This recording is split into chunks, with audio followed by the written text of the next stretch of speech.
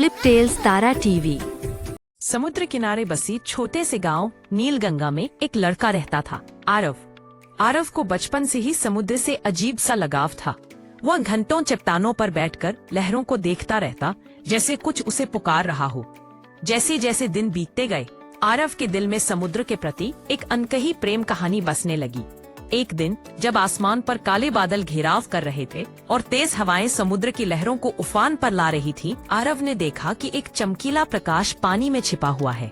उसकी जिज्ञासा ने उसे खींच लिया और वह करीब जा पहुंचा। वहां उसने देखा एक लड़की समुद्र के किनारे बेहोश पड़ी थी, जिसकी कमर से नीचे चमचमाती नीली पूंछ थी। आरव हैरान रह गया, ये तो जलपरी है। उसकी आंखों में उत्सुकता और डर दोनों थे। वह घबराया नहीं, धीरे से उसने उसे उठाया और सुरक्षित जगह ले गया। कुछ देर बाद जलपरी ने अपनी आंखें खोली। मायरा, उसने अपने नाम से आरव का स्वागत किया। मायरा ने बताया कि गहरे समुद्र में एक काली गुफा है, जहां एक समुद्री राक्षस डार्क मरीन रहता है। वह राक्षस समुद्र की जादुई मोती रोशनी चुरा लेता है और उसी के कारण समुद्र में तूफान आते रहते हैं। तूफान के दौरान मायरा किसी तेज भंवर में फंसकर किनारे तक आ गई थी। आरव ने घबराकर पूछा, क्या मैं कुछ मदद कर सकता हूँ? मायरा मुस्कुराई। इंसान कभी समुद्र के जादू में नहीं उतरते, पर शायद तुम अलग हो। अगले ही दिन मायरा ने एक खास जादुई बूंद आरव की हथेली पर रखी, जिसने उसे कुछ देर के लिए पानी में सांस लेने की शक्ति दे दी। दोनों समुद्र की गहराइयों में उतरने लगे। नीचे का संसार बिल्कुल अलग था।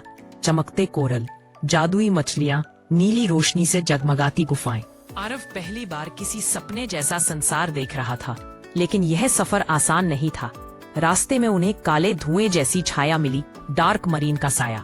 वह जलपरी राज्य की रोशनी चुराकर सबको अंधेरे में डुबो देना चाहता था। उसके पास एक विशाल घुमावदार भंवर बनाने की शक्ति थी, जो किसी को भी निगल सकता था। जैसे ही दोनों जादुई मोती की गुफा के पास पहुंचे, राक्षस सामने आ गया। उसकी आवाज गूंजी, एक इंसान मेरी दुनिया में, तुम यहाँ से लौट नहीं पाओगे। राक्षस ने एक विशाल भंवर बना दिया, जिसमें आरव फंसने लगा। मायरा ने डरते हुए आरव का हाथ पकड़ा, लेकिन दोनों बहने लगे। उसी समय आरव को याद आया, उसके पास एक चीज है, वो छोटा सा समुद्री विंड चाइम, जो उसे उसके दादाजी ने दिया था और कहा था, समुद्र की सच्ची आवाज हमेशा अंधकार को तोड़ देती है। आरव ने चाइम को जोर से हिलाया। उससे एक मधुर चमकीली तरंग निकली, जो राक्षस की काली शक्ति को तोड़ने लगी। डार्क मरीन दर्द से चिल्लाया, ये इंसानी रोशनी। जादुई धुन ने भंवर को भी खत्म कर दिया। गुस्से में राक्षस मोती रोशनी लपकने लगा, लेकिन मायरा ने साहस दिखाते हुए अपने जल जादू से राक्षस को रोक लिया। फिर आरव ने उस मोती को उठाया और बीच में रखे समुद्री स्तंभ पर सजा दिया। जैसे ही मोती अपनी जगह लौटा, सारा समुद्र रोशनी से चमक उठा। डार्क मरीन की शक्ति टूट गई और वह काले धुएं में बदलकर गायब हो गया। मायरा की आंखों में आंसू थे। आरव, तुमने सिर्फ मेरी दुनिया नहीं बचाई, बल्कि साबित किया कि इंसान और समुद्र कभी दुश्मन नहीं हो सकते। लेकिन जादुई बूंद का असर खत्म होने वाला था। आरव पानी में सांस नहीं ले पाएगा। मायरा जल्दी से उसे ऊपर ले आई।